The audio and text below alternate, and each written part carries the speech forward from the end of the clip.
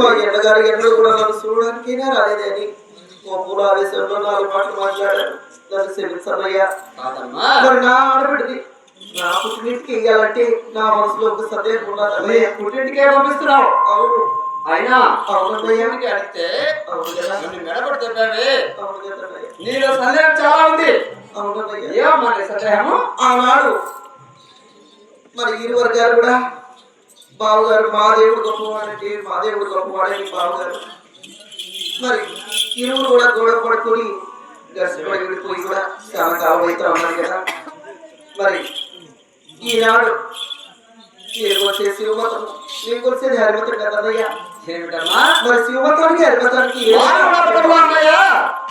శివమతం కొలుస్తారు,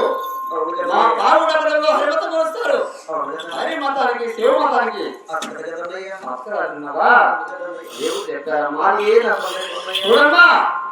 నిన్నిచ్చి 33 సంవత్సరాలు అయింది. మా బావగారు నేను విడిపోయి 30 సంవత్సరాలు అయింది.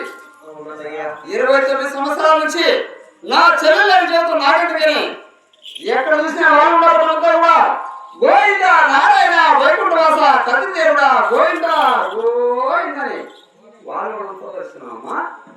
అయితే అంతకంటే సంతోషమే ఉన్నదన్నయ్యా. నేను కూడా శివమతం మానేసి హరిమతంలోకి వచ్చామమ్మా.